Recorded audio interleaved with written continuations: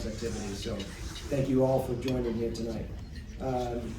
We have a special group of panelists that I'm excited to put together to provide some answers and discuss the college recruiting process for you. I went through it myself. My experience changed my life playing collegiately in school. So it's a pleasure for myself and my partner Dan Brownridge to provide the best quality opportunity for you to learn about that same type of opportunity in playing collegiately. So I coach at Nobles. I own MAP, and I have a coaching partner, Chris Pratt, who played in high school, played in college at Colby, went on to coach back at Nobles, went on to coach collegiately at Wesleyan, and is now, we're lucky to have him back at Nobles, and he's also a college counselor. So he knows the entire process that all of you are going through, the playing side, the application side, as well as what coaches are looking at and looking for. So it's my pleasure to introduce Chris Pratt. He will introduce the panelists for me. Hi guys, appreciate that, Lee.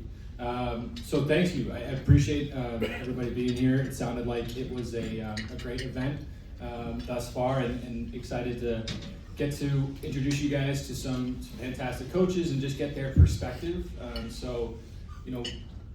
I'll go through a couple questions, things that I think are important to ask, things that you guys should all be thinking about of these panelists up here. And at the end, we'll leave some time for you guys to ask some questions yourselves. I would really encourage you to take the time to really listen and digest what these coaches are saying. They've all been in the game for a number of years, whether it's playing, coaching. They've seen a lot of student athletes come through.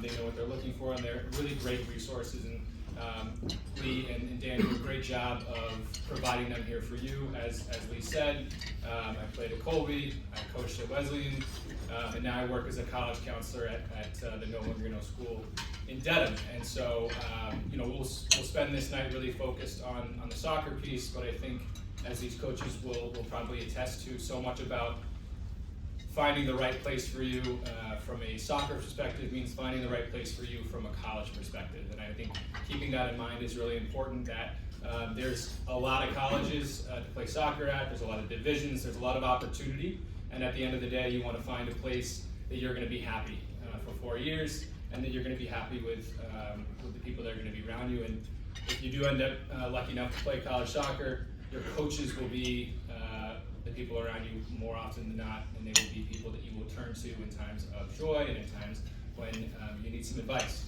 So that's why we're here today, to talk to these guys. And so I might just start by having, Kayla, we want to start with you, just kind of going down the line and introducing yourself. Putting you first, introducing yourself, maybe a little bit about where you came from and where you're at, and the division and all that. So I'll start with Kayla, and we'll go down the line. Okay, awesome. I'm Kayla Steeves. I am the assistant women's soccer coach at Brandeis University. A little bit about me: I played soccer at Providence College. I graduated in 2019. I coached high school soccer, and this is my first college coaching role. Brandeis University is a private research institution in Waltham, Massachusetts, which is considered the suburbs of Boston. We compete in the UAA, and yeah, that's a little bit about me. Ashley Phillips. I'm the head women's soccer coach at Northeastern University. Kayla makes me feel old because I've coached against her when she was at Providence. I started my coaching career at Northeastern when I was playing professionally for the Boston Breakers plus 10 years ago. I've been the head coach for 8 years. I grew up in New England, PV, Massachusetts, on the North Shore. I went to Clemson University and then came back here for my professional career and how I ended up in this college landscape. Northeastern, Division I school, downtown Boston. It's a high academic institution. I think it's become kind of an elite private institution in the Division I world, and the biggest kind of separating factor is we do have a co-op program. It is a 4-year institution. However, some students that take advantage of the co-op will be there for an extra semester or calendar year pending. But the school kind of revolves around experiential learning, which means you put into practice what your education is in, so that hopefully when you leave, you're recruitable for job opportunities, postgraduate experiences in law school, med school, all that stuff. So it benefits our student athletes to leave with resumes and a network and some sort of usually mentors as they kind of proceed into life after college. My name is Kayla Pickul. I am the head coach at Wellesley College. I also graduated from Providence, but long before Kayla, so I'm not going to say what year. I have been coaching college soccer for I think close to 15 years now, which again also makes me feel quite old.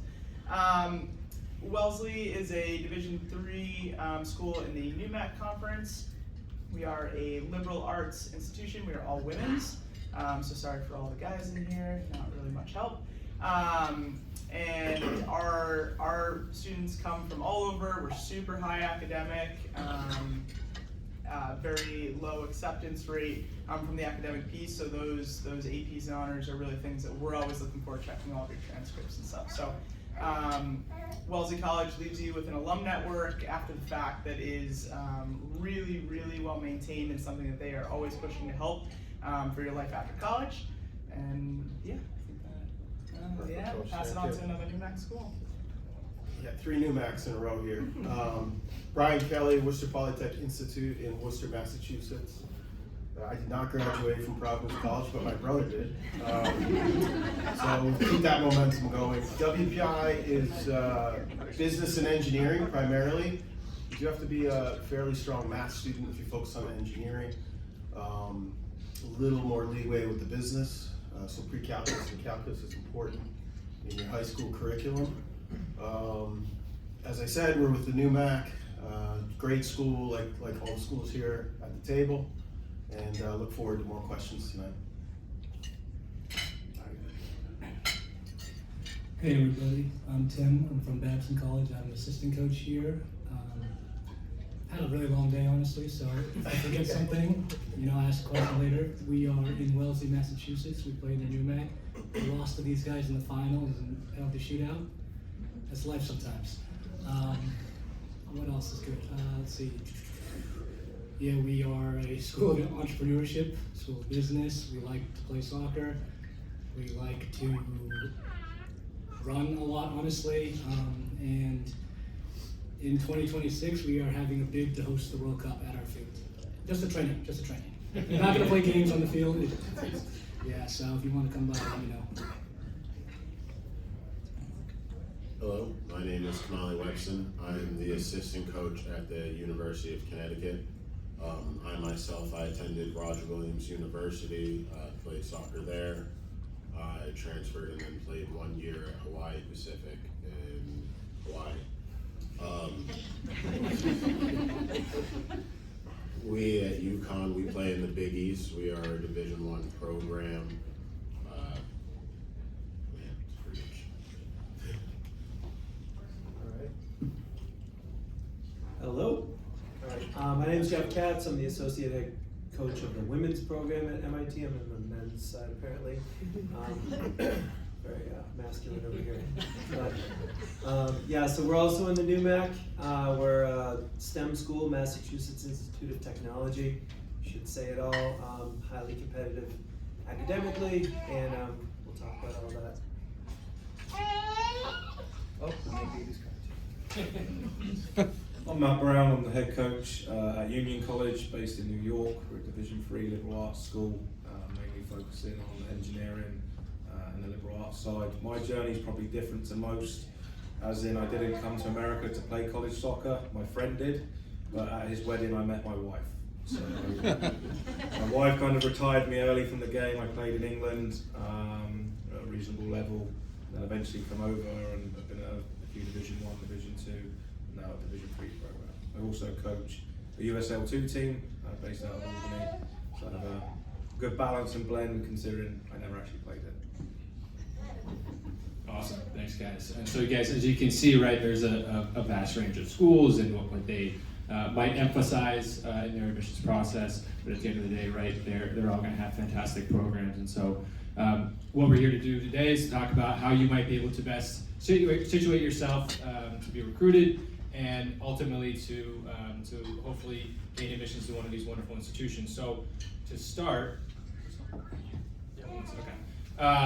one of the things you guys a lot of you came off from was the showcase, the prep showcase, getting into play and be in front of these coaches, and hopefully tomorrow a lot of you are back to do very similar things. And so this is one avenue in which you as a prospective student athlete can get yourself seen by some phenomenal coaches and some phenomenal programs. So what I'm going to ask these coaches a little bit, and I'll ask you guys if you want to answer the question I'm asking, just to jump right in. I assume we'll be able to have a good balance between who's answering in that capacity. But the first thing I'm going to ask is, when you guys are at an event such as this, when you're seeing players and you're evaluating them, whether it was today, whether it's going to be tomorrow, what are those things that you're looking for when you're watching a player, both on the field and then ultimately off the field as well? What are those things that these young prospective players can think about doing to hopefully separate themselves amongst a big pool of players that hopefully want to play college soccer? I'll start. One thing I look for is a great attitude. I mean, it's kind of cliche, but at the end of the day, when we bring a player in, it's hard to predict the level that they'll be at 4 years or 5 years from where we get them.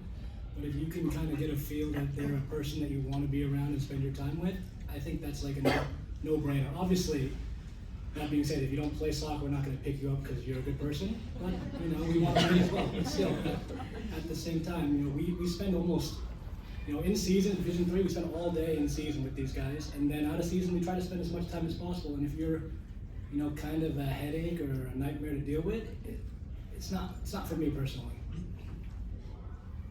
Yeah, I can touch base. I think for us, obviously, the first thing is like separating factors as a player, right? And I think players can offer all different qualities that different coaches up here, like we all might have a different taste for certain things. But your physical attributes, technical, tactical understanding, all those things. And then just to reiterate, like once you catch the eye of a coach in the process, a big part of it is, are you the right fit for our program, our culture, and us as humans? Things like, can you communicate with the coach? Can you look them in the eye when you talk to them? I know you guys are young and it's nerve-wracking, but it is a priority for us because in the next couple of years, you're gonna be sitting in the office with me having that conversation. So are you capable, or are you looking to your parents to answer the questions? I think body language on the field is a huge indicator. A difference maker can be like, what is your response to mistakes? You're gonna have thousands of them throughout your collegiate career. What is that gonna look like? Or if you're having a bad day and a coach takes you out, your team gets battered 8-0, are you, kind of whining and complaining about teammates right after your attitude towards your family or whoever's there watching you? I think all those things from our standpoint, I think the reality is there's thousands of young women that want to play at a school like Northeastern University, and something in the process that does separate people, not just talent, is the character that they have and like, will they fit and be successful in the environment we're bringing them into. Fantastic. And I think that when you think about, whether you were playing today, whether you're going to play tomorrow, the amount of time that you probably spend on the ball is in the single, digit percentages of the time that you're on the field and you're interacting with your teammates and your coaches. And so ultimately they're watching you at every moment, right? And they're evaluating you wherever you're at and what you're doing. So keeping that in mind, right? Never sort of switching that off is really important as you think about their evaluation of you as a player. One question I think I always sort of ask the students that I work with, especially the students that are looking to play, whether it's college soccer, football, baseball, whatever it may be, is for you guys figuring out what level you ultimately want to play at and should play at. So I'm curious to know from the panel up here, as these young players are thinking about ultimately where they want to end up and the level they want to play, is there anything that they can do to help gain a better perspective from themselves on whether the school is the right school for them, the level is the right level for them, the coach is the right level for them? What questions do they need to ask of themselves and of the athletic staff that they're talking to make sure that the school itself is the right fit for them? I think I can go on this one for a little bit. So a lot of you will say you want to go Division 1, which is great and fantastic, but if you're getting a lot of interest from Division 3, that probably means you're a Division 3 player. So you've got to be realistic and look at it and go, okay, I want Division 1, but I don't really have any interest, or I'm not on conversations with coaches on the phone, or I'm not on a Zoom, I'm not being invited for visits. That probably gives you an indication that that's probably not the level for you. Now, I'm a great believer, apart from probably the top 30, 40 programs, most teams from Division 1, 2 and 3 can compete with each other on any given day. So unless you're an exceptional, student athlete and you're in that bracket, I don't think there's a host of difference. I think you've got to look at what you want out of your college experience overall, because being a Division 1 athlete requires a lot more commitment than probably a Division 3 athlete. So it's working out kind of that holistic view of what do I want just from, I want to play soccer, but what else do I want to do? Do I want to do a study abroad? Does the school offer that? Will my coach be okay with that? This is something that I want to do.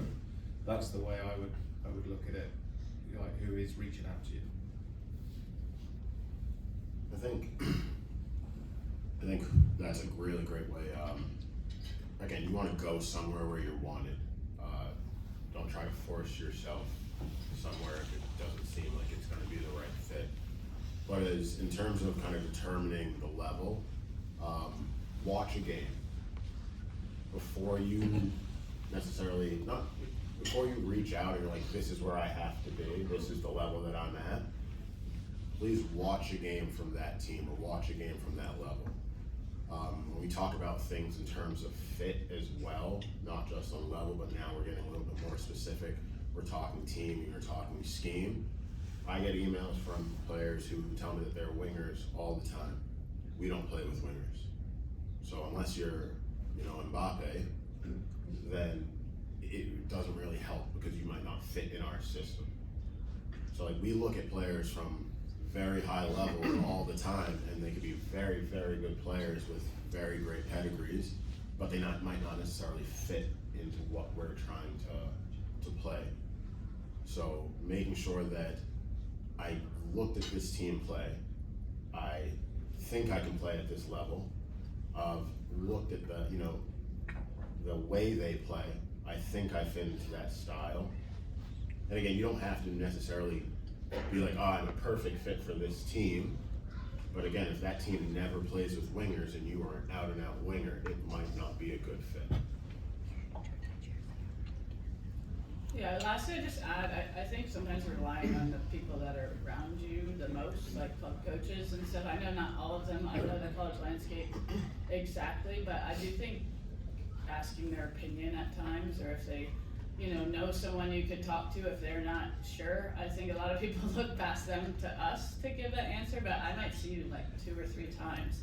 So there's times where I've said to someone like, no, we're gonna go in a different direction. And they're like, well, do you know where I can play? And I'm like, ask the people that see you 3, 4, 5 days a week. I think they're probably gonna give you the best advice. And I know sometimes it can be discouraging if they're like, hey, I think you fit this market and you didn't want that market. But I think you're better off finding out before you get there, because the reality is if you weren't at that level and you make it in there, you may never play. And like the goal of playing college soccer usually is to play. So I think finding a space where it fits that and utilizing the people around you, but watching games for sure, like watch people in your position. If you can't beat them out, you're not gonna see in my world, you probably won't see the field, right? Like that's the reality of it. So but I would rely, don't be afraid to say to a club coach, I need you to be honest with me. I'm trying to navigate this process. It's been hard. These are schools that I am interested in. Could I play there? And, again, if they know something or have been in the club game for a while, they should be able to answer those questions for you. I'll add one thing here. I would say that you should definitely try to find people that are maybe committed to the level that you want to play at and play with them and see how you compare. Sometimes I think a lot of people, they just bypass the idea of playing D3 because they're D1 players, but they've never even played with a D3 player, so they don't know what that level is. And then the second part would be very honest with your self-evaluation at that point, because sometimes we play with someone, they're way better than us, we're like, I'm way better than that guy. I've done that plenty of times. but I'm no longer a player, so I can do that.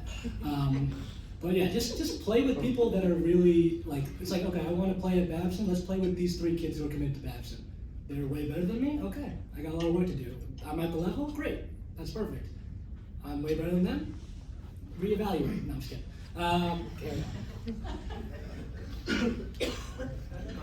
So I think one thing that I believe you brought up earlier was how do you know if it's the right fit for you? So I think that either, obviously there's the do I belong on the field with these players? That's one piece, and I agree 100%. Like you have to watch the team, the style, the level, all that kind of stuff. But also, if you get to that point where you have an official visit, you get invited on campus, and then you start to be around the team, that's a great feeling. It means that you feel wanted and you're in with these other recruits. But that's your opportunity to find out, well, what's it really like? Because we're different when we're just meeting you versus when our team is down 1-0 in a really important game, or if we've had 3 losses in a row, and then this is what practice looks like. So, getting to know the coaching staff and the environment, the vibe, I think it's really important. And honestly, I believe that the players who are currently in the program are always going to be the best ones to tell you that information. So, that'd be my advice. You can do this simultaneously, but try to pick your school first, your #1 school and your #1 program, and hopefully they line up. The reality could be, and a good reality would be, there's several schools. I mean, to talk D3, there's over 400 Division III schools. There could be quite a few schools that are a really good fit for you academically. And then just depending on the roster, your position, your level of play, that may or may not line up. The #1 soccer program could line up at 2 different schools, or sorry, one of the 3 favorite schools, pardon me. So you can do it. I think it's just really important to pick your #1 school in case you get injured, get burnt out. The school is really the main thing. Certainly, at least at Division III level.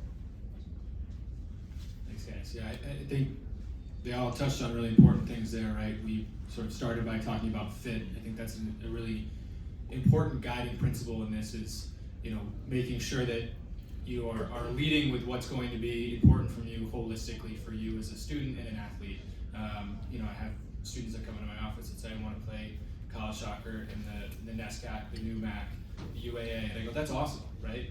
But Colby and Tufts are very different schools, right?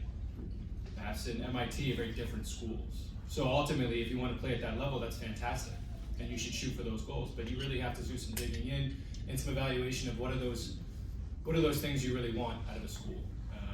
Because if it's just the soccer, but you're not necessarily as invested in the rest of it, I can tell you the soccer's not going to be as great. And I think the one other point there too, which we talk a lot about with our students in general, is just finding truth tellers in your life. People that will be upfront with you, will be honest with you, because it can be hard in the moment, but it may save you actually from going down a road for 3, 4, 5 months that ultimately is not going to pan out. And you've wasted some time actually not addressing some of the coaches or the programs that you ultimately could play at that could be really great programs. So don't shy away from honesty. It's really important to lean into that and to make sure that you're feeling like people in your sphere are being as transparent as possible with you.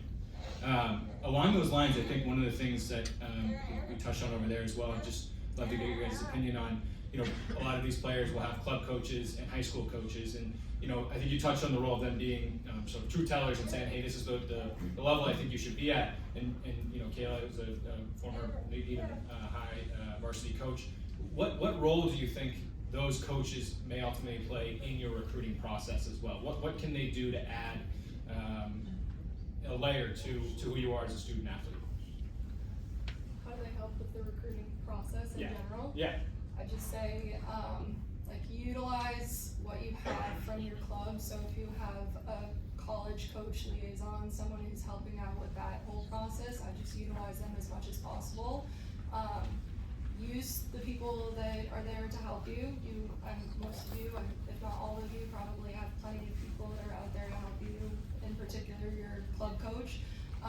And they probably have a very large network of college coaches or some sort of network of coaches that they can utilize as well. So I just say utilize your club coach and your club in general as much as you can.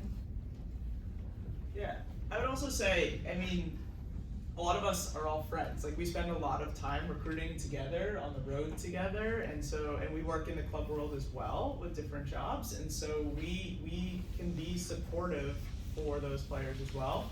So as a club and college coach, I always tell my club players, throw me on every email. You might be emailing someone who was my maid of honor at my wedding, WPI women's coach. You never know, right? So we do all know each other, and so you never know where those connections are gonna be.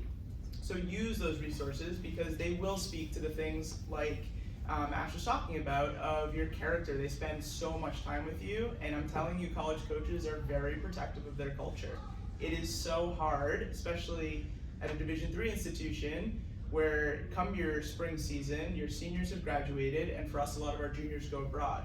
So my roster can go from 30 in the fall to 15 in the spring.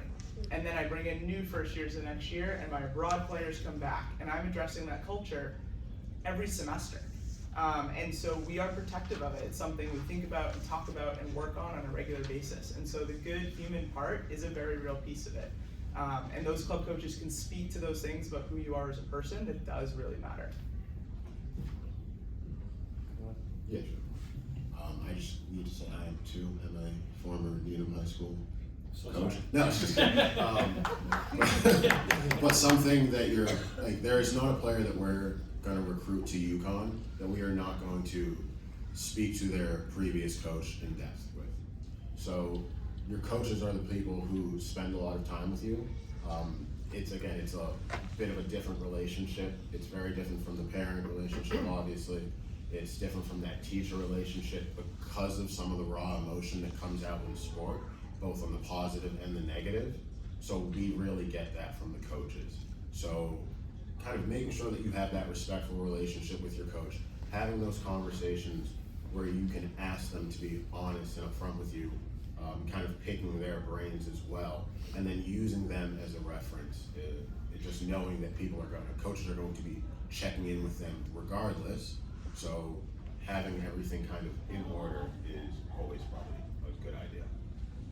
I think one of the other things as well is probably some of you have changed clubs at some point, and it's probably best not to burn bridges with your old coaches because again, you never know who's connected with who. And it goes to the college coach who might send you an email that you're not interested, but having that common courtesy, or that small little bit of dialogue, because that coach might end up at the school that you end up at. And it's amazing how often that can happen and quite quickly. So you might have left a club, be very careful to try and leave on good terms, because you might be in a conversation with a coach that is very good friends with that coach. And ultimately, for me, I'm not overly worried about their opinion on your soccer play because I like to do that evaluation myself, but it's your character that's going to be the biggest one. And are you going to be a hindrance or detrimental to the team, or are you going to be a positive person? So I always describe it as if you've got a bottle of wine that's full of sewage. Okay, would you drink it? Probably not. If you've got a bottle of wine that's full of wine, and you put a little bit of sewage in, would you drink it? Probably not. So that's the kind of, when it goes back to our team culture, of would you spoil it from that perspective? So we're not we don't want those players that are going to come and spoil our wine. I just add one more thing to that. Obviously, we talked this is a small world of soccer, especially New England. Obviously, so if you're looking at New England schools and playing in New England clubs, we probably do know everybody. And just because we have a lot of supportive families in the room, I would also say we will ask about how the families are, how the parents respond to things. If their son or daughter is not playing, opposite my situation, daughter isn't playing as much, or they've struggled with something, are the kids missing things for different stuff all the time. But just so you guys are aware, that is a big component of it, because as much as they're not here every day, they do become a part of the program. And for us, they come to a lot of games and travel on the road, and we want to know that they're also going to be a supportive factor in this, and allow us the opportunity to allow their kid to grow up and not be kind of involved the entire time. So just as a courtesy to you all, that is probably my first question. I can get to know your daughter pretty well throughout the recruiting process and conversations and getting them on campus. We obviously don't always get that with you guys, so we do rely heavily on club coaches and primarily recruit through people we trust will be honest with us. Fantastic, and I think that actually opens the door to another question. And I know we have a lot of student athletes in the room, but we also have a lot of their family members, a lot of their parents, people that are going to be there as they're going through this process. And I would love to maybe touch on, as you kind of did there, just sort of what is the role of a parent in your process, and what are maybe some, where have you seen parents go wrong in the process, to maybe think about it in that way as well, just to give the group here just an indication of how they should be supporting their student athlete in this. I think it's fair to say that parents are better writers than students, maybe. Please don't write your kids' emails. When your commas are placed perfectly and the language is beyond a high schooler, it's pretty apparent. So it's great to love your kid, and it's great to want them to send a good email, but maybe just say, let me see that before you send it.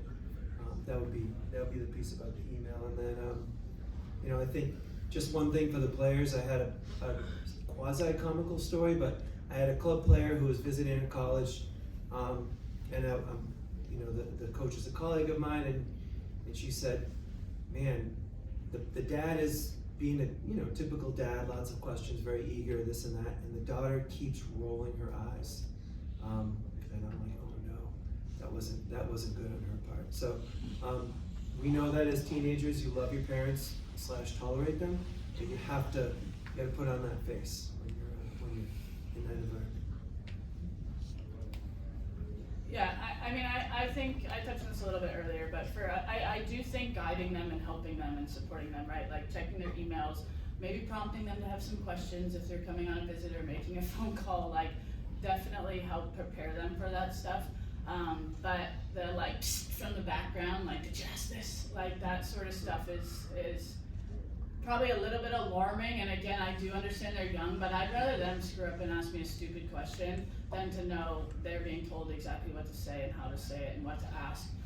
If you're on a visit, talking more than them is like, again, they're gonna be scared, they're gonna turn bright red at times, they're gonna be shaking in their seat like this. Like, we've seen hundreds of that. Trust me, your kid will not be the first or the last, but doing it for them because of that is gonna be an ultimate, like, they're not gonna be prepared for this. They're not gonna be able to be independent. They're gonna be too overwhelmed by this experience. Especially in my school, you're throwing your kid into the middle of downtown Boston, right? And if they can't just have a conversation, ask those questions without kind of someone overstepping them, they're probably not gonna thrive at an institution like mine. So I just think being thoughtful of like, yes, be supportive, prepare them, guide them, talk to them through this, because they're not gonna know exactly what to do, and they're like Jeff said, they're gonna misspell things in their email, right? And you don't want that, but we can tell, we can hear you guys in the background, right? We do know if on a visit you're kind of running the show and like, oh, well, my daughter likes this. Okay, well, how come she didn't want to share that with me? Or if they're always looking to you to be like, what do I say now? Like, they're probably not prepared for their experience at the college level. I just want to add in too, from the academic side of it, as with really high academics, the flip piece when the questions are being asked, when the parents are talking about what their child may or may not want to study and do, that's also really scary at a super high academic school, because I need to know that those student athletes can hold their own in a challenging academic environment. So, guiding them as well and being supportive of their academic aspirations, but you want it to be a good fit, because there are schools that are very challenging academically and very time consuming academically, whether it be labs, research, all those kinds of things. And so that fit has to be real too, to make sure that it is a good spot and not just something that maybe you want for them. I've had parents who are doing the med school questions and all those things, and you can see that the student athlete, that might not actually be the path they want to go. So I would say from the academic side to keep that in mind as well. I will add, parents, you probably do want to ask like financial questions. Yeah. Like that, a lot of students will, but like you need to know the dollar amount that's expectation of a family, or the loan your student is going to be taking out. So I would say, like, when you get to that point, most college coaches are going to say, do you have someone available to be on this call with us? Or like if we were to make an offer in person, we'd obviously hope that a family member is there, but if we're doing it over the phone, we do try to set that up with a family member, but also to give them an opportunity, like, hey, now ask all the questions you want. But I think you want to get to like later down the road, and most of us, I would guess, would like, I prompt it, I will ask you, so I don't want you to be unknown of things too, but definitely find out. Like, I've heard horror stories, people that are like, whoa, I didn't expect that when their first bill came in. So definitely ask about the full cost of attendance, just tuition, housing, right, all those things that may not be listed on the website. Awesome. Yeah, and I think one of the things to take away from that as well is it's okay to be prepared, right, and to use the resources that a bunch of these colleges put out there, right, especially in the financial aid situation. I know all of these schools have useful calculators on their websites to be able to get a sense of what the school might cost. They're really user-friendly for the most part.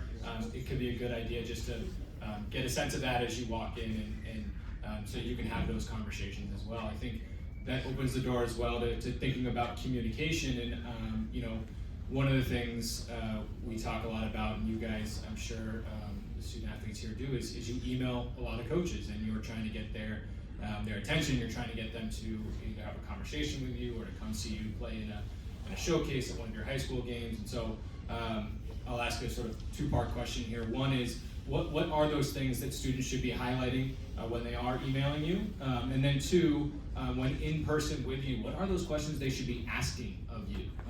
So that they leave, whether that's a phone call, an email, an interaction on campus, they feel like they've left having a better picture of your school, your program, those things. So sort of multiple layers to that, if anyone wants to jump in. I can start with the first question. I just encourage, if you have anything that's unique that can separate you from someone else, some other recruit, such as your parent attended the university or college, or if you're really interested in studying something specific to the school, I'd highlight that in the email, an email that's sent out to the college. I think that's a big thing that really will separate you from someone else. Don't just say I play for FC Stars. There's a gajillion teams in one age group. Give us the full team name, give us your jersey number. If you're a goalkeeper, tell us what half you're playing in. Give us your coach's contact information. It doesn't need to be a super long email. Just give us the stuff we need for the tournaments, especially that we're going to see you. Oh, year of graduation for the D1s, yes. Sorry, I left that world. So much nicer. I can talk to anybody in Division III. But include your year of graduation. And just remember again, like I said before, we do all know each other. We are friends. There are multiple times we're sitting in a field and it's like, oh, who are you watching? And it's like you're sitting with 5 coaches who all have at least one person on the list because that person has gone and emailed every coach who's attending. So make sure you're emailing, because if I'm sitting next to WPI and they're in engineering school and I'm a liberal arts, it's the same person. What are you looking to study? Do you want engineering? Or are you looking for something different? So those would be big pieces for me to have in the email. I think just on the subject of the email, I think there's so much you can put in a subject line. It gives me so much information to even make a pre-assessment already. So you could put your name, your position, graduation year, the team you play for, what your GPA is. So I'm already reading the subject line going, can I get you into school? Are you going to be accepted at the school? What class are you? What position are you? What are we looking for that class at this moment in time? So before you've even written the email out, I'm already going to go, oh, this has sparked my interest because this is ticking boxes that we're looking for, or no, this is probably not what we need at this moment in time. It's not really what we're looking for. So I just think the subject line, you can get so much in without having to do that much work for it. That it really helps the coach kind of identify and go, yeah, I want to read on, or no, this is something I'm just going to delete.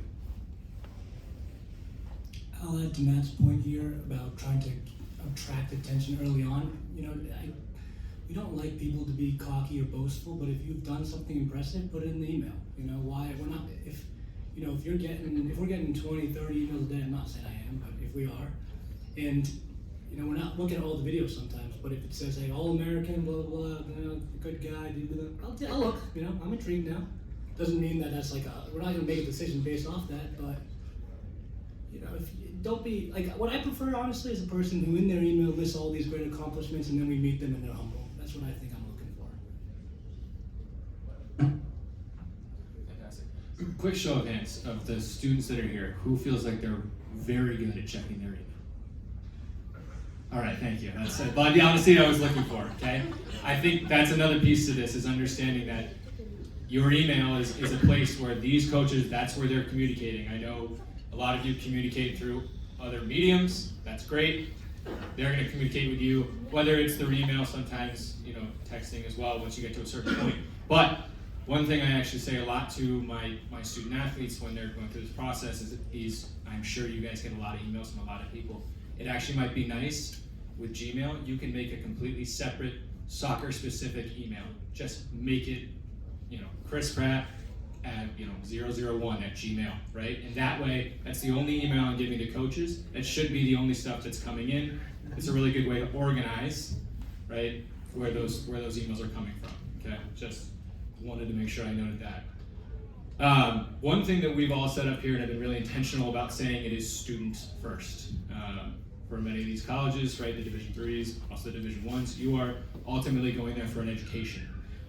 And ultimately what you do in your high school, and what I do a lot of my job is helping figure out where your grades and your test scores will make you the most successful, will be your best fit. So I'd love to hear from you guys around the role of academics in your process. Ultimately when it becomes a piece that you either have to move away from a student or where they can continue a conversation, how you might see testing. I know that has become a real hot button topic with the recruiting landscape and just colleges in general, but would just love to get your opinion on sort of what these students should be thinking of when they think of their academics and their testing as it relates to being recruited at your institutions. I can start from ours. I think one, just on the women's side in Division I, the timeline for it is that we start communicating with them. It's the summer after their sophomore year. So just know, I know we touched on emails, but that, you might just get general replies about clinics or about the school. That's not us being disrespectful, that's literally the rules. We can't communicate with you until then. We also, for us, the admissions component is a huge piece of it, right? We do have reprieve within athletics.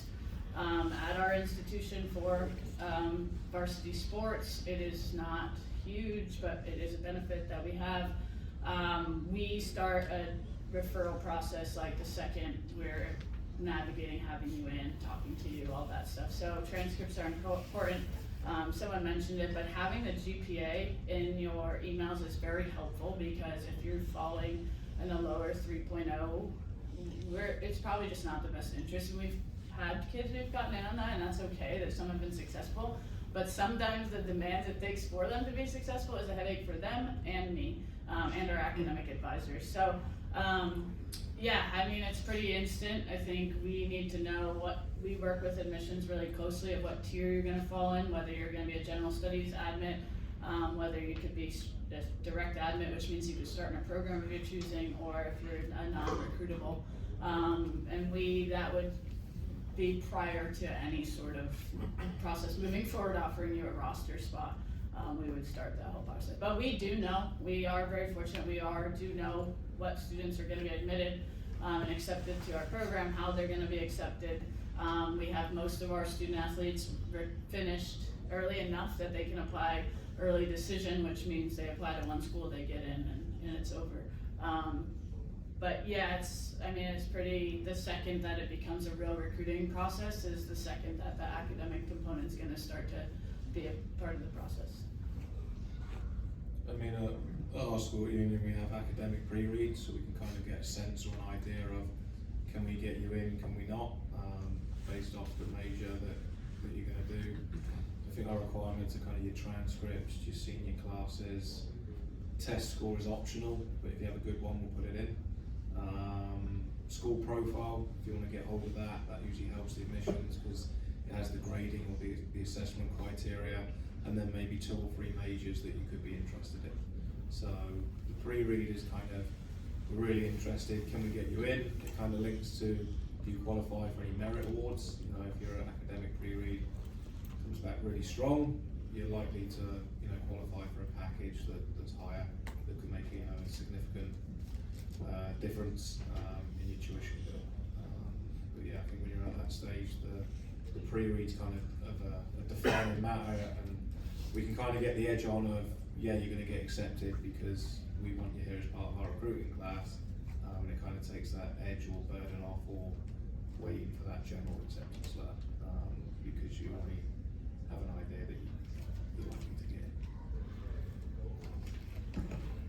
I think the other piece too is just at the end of the day, regardless of where you're at right now, like regardless of what year you are, taking the highest level that you can take and challenging yourself to do well academically will open more doors at the end of the day regardless. So I know it sounds cliche to say, but doing the best you can in school will only open way more opportunities, and like we've all kind of said, you never know when doors are going to open and close, and you want to have as many doors open as you can in the process, because you don't know what different coaches are going to say, how the process will go with certain schools. So doing as well as you can in those classes and taking high-level classes when you can take them and be successful is really helpful, because like Coach said, we also don't want headaches on our team or people that we do have to be after to make sure, study hall and all those things. So it is really important to make sure that you are challenging yourself academically.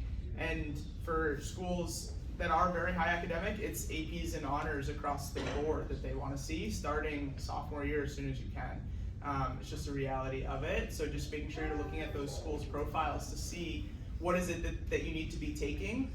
Because if you wait until too long too and you're not taking those AP courses, then some of those schools might be off the list anyways. Last piece, so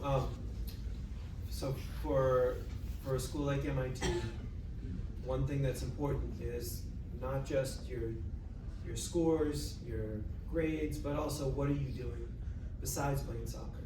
Because if you start communicating with a school like MIT early, or another high academic school, then we may be able to help you along and say, well, what are you doing in the summer? You don't want to go work at summer camp, you need to go work in a lab, or you need to go, shadow a doctor or something. But we have a better idea of what you're competing against in terms of trying to get into the school, and so that's one of the advantages of getting in front of college coaches when you are, like a sophomore, for example, because once we're in touch, we can start to, give you some advice in terms of those academic pieces. Fantastic. I think the big takeaways from that are to be honest in sort of two ways. Number one, be honest in your communication. As they've talked about, they all do pre-reads of your academics. They will see them, right? So in an email, you could say, I have a 3.6. Ultimately, they'll find out if you do or you don't, right? So the best thing is to be honest from the start to make sure that you're having intentional conversations and they're understanding where you're going to be at. I think the other piece there as well is to challenge yourself appropriately, okay? Because it's a great point in that colleges, especially highly selective, high academic schools, want to see honors courses and AP courses. It does not mean you should go into school tomorrow and sign up for every AP that you can, because you will ultimately not be happy, right? So make sure that you're challenging yourself in the way that you should be. How should you do that? Talk to the people that are at your school, talk to the people that you trust. I know at Nobles, again, we're privileged in the sense that is kind of my job for students, is to say, this is how you're going to be appropriately challenged, okay? But find those people, make sure to ask them those questions as well. I know with a hard stop here at 8:30, which means you have 2 minutes. Does anyone have like a really burning question that they really want to ask? First hand, go ahead. Quick question for the panel. I'm just interested in your opinions on multi-sport athletes versus people who specialize in just the sport, because the opinions range depending on who you're speaking to. I was just wondering what your thoughts are on that. I know from my stand, I think it's totally the student and if their parents want to have involvement in that. I mean, I was a multi-sport athlete.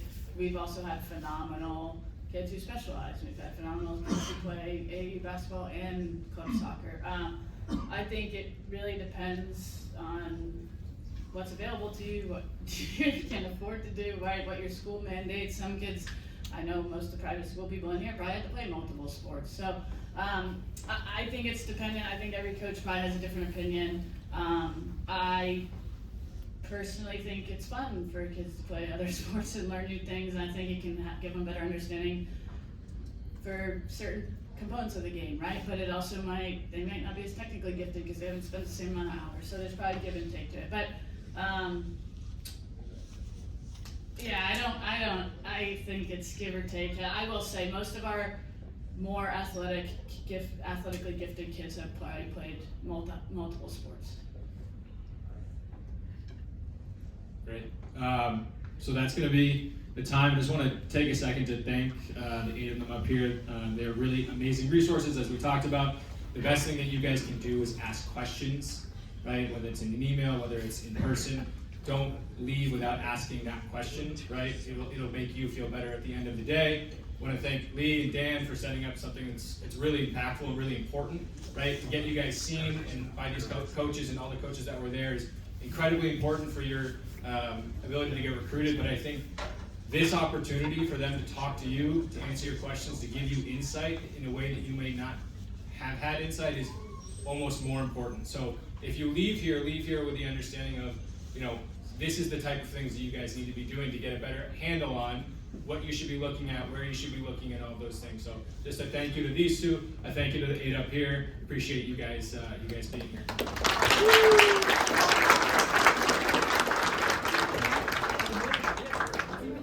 Big round of applause for Chris as well. This was amazing.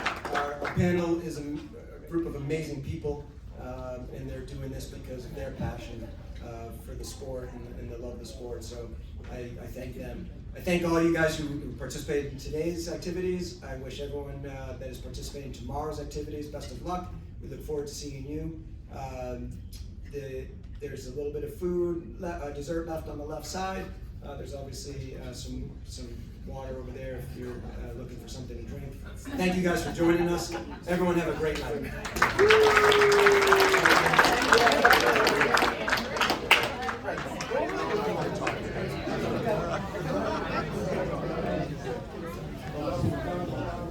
Please.